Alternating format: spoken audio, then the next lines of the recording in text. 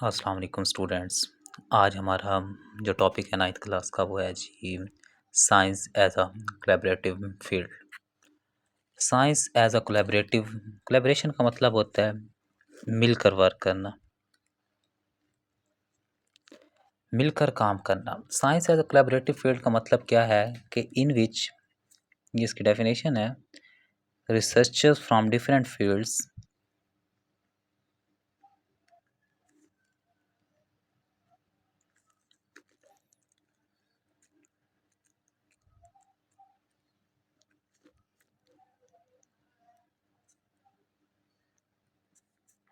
Work together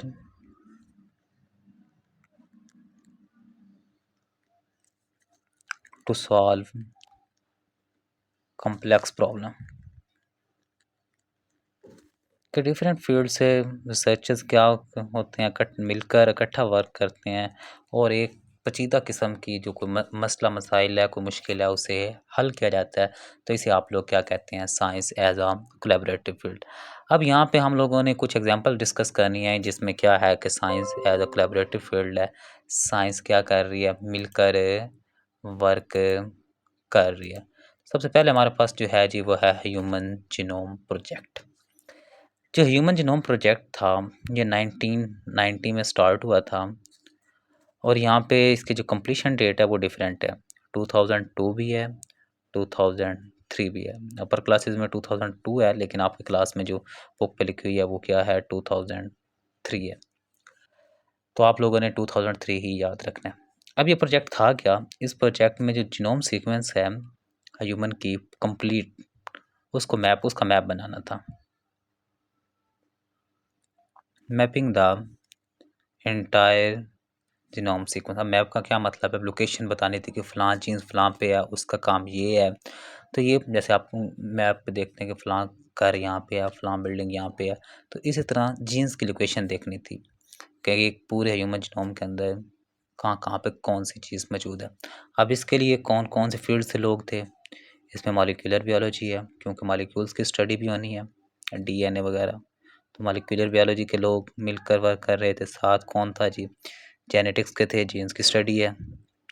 साथ bio informatics वाले हैं, जो भी हमने पिछले लेक्चर में डिस्कस किया है रिसेंटली कि बायो इन्फॉर्मेटिक्स होती है और कंप्यूटर साइंस के लोग क्या कहते हैं? मिलकर वर्क करते हैं।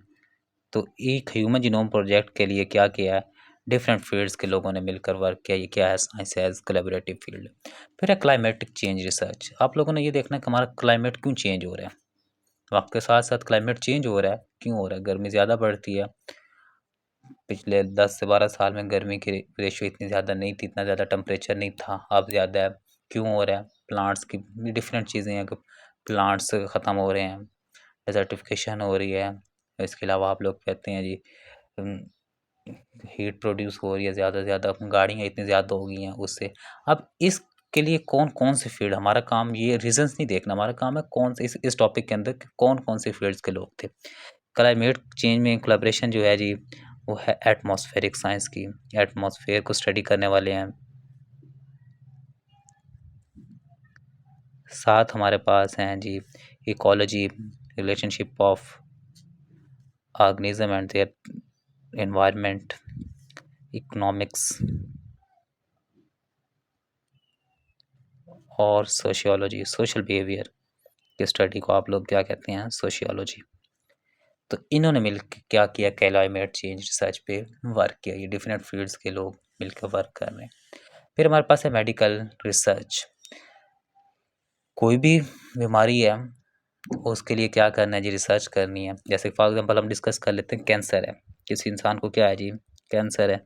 अब उसमें उसका इलाज करना है, उसके लिए कौन-कौन सी चीज़ें, एग्जांपल आप लोग ये देख लें कि कोरोना आया था, कोरोना के लिए भी डिस्कस किया था कि कौन सी मेडिसिन होनी चाहिए, उसका इफ़ेक्ट क्या है, कितनी मिकदार में होनी चाहिए। अभी डिफरेंट वर्क है। ड्रग के लिए फार्माकोलॉजी वाले वर्क करेंगे, कितनी मिकदार होनी चाहिए वो स्टैट वाले। अब वो बनेगी कैसे? केमिस्ट्री वाले होंगे। और उसके जीन्स पे कोई इफ़ेक्ट है या नहीं है, उसको कौन स्टडी करे? जेनेटिक्स। अब यहाँ पे हम लोग कैंसर को डिस्कस कर रहे हैं। कैंसर के लिए जो कोलैबोरेशन होगी वो ऑन्कोलॉजिस्ट की होगी। ऑन्कोलॉजिस्ट किसे कहते हैं? ये ऑन्कोलॉजी है स्टडी ऑफ कैंसर और ऑन्कोलॉजिस्ट होते हैं जो कैंसर को स्टडी करते हैं। एक तो वो होंगे, साथ हमारे पास क्या होंगे, बायोलॉजिस्ट होंगे क्योंकि लिविंग ऑर्गेनिज्म की स्टडी है तो बायोलॉजिस्ट इसके साथ होंगे। साथ बायोकेमिस्ट होंगे, कौन सी मेडिसिन बनानी है उसका रिएक्शन क्या हो सकता है, बायोकेमिस्ट्री वाले होंगे। साथ हमारे पास जेनेटिक्स्ट होंगे।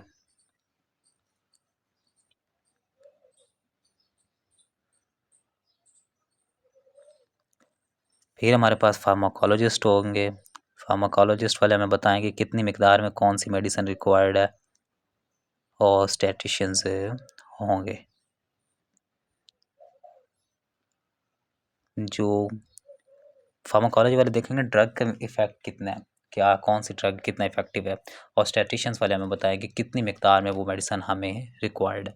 तो ये हमने 3 एग्जांपल अभी तक डिस्कस कर लिया, human genome project, climate change research और मेडिकल रिसर्च। या हमें रीजंस नहीं देखनी, बार बार मैं रिपीट कर रहा हूँ, रीजंस नहीं देखने, काम नहीं देखना, हमने ये देखना है कौन कौन सी फील्ड्स के लोग वर्क कर रहे हैं इस टॉपिक के अंदर, हमारा ये काम है।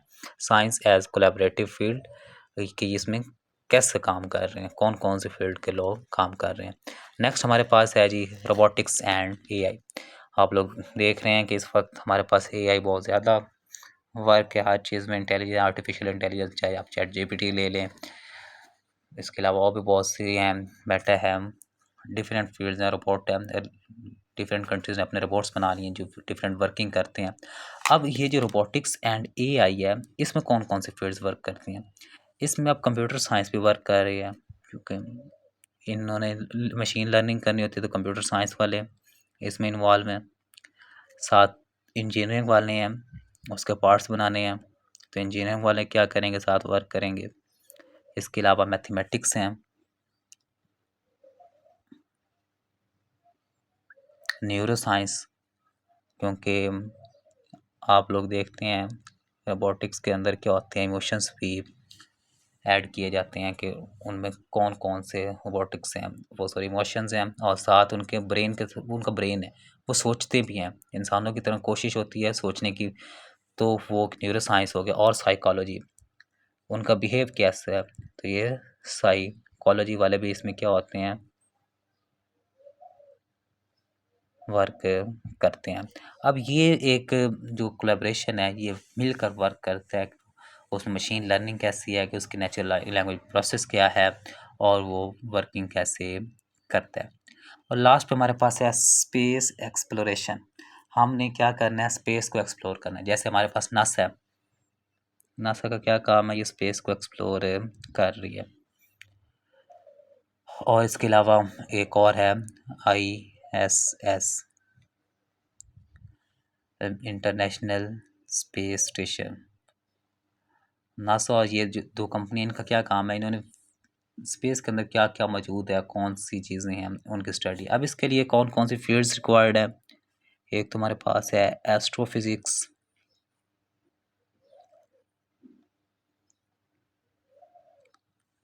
प्लेनेटरी साइंस, प्लैनेट्स की स्टडी,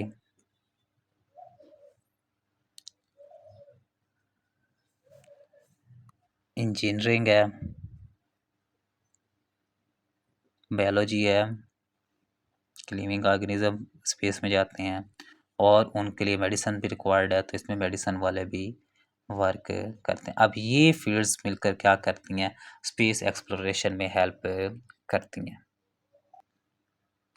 और यहाँ पे इस टॉपिक में नासा का स्टैंड फॉर मैं बताता चलूँ, नेशनल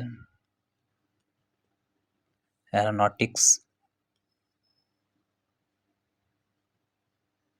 एंड स्पेस एडमिनिस्ट्रेशन।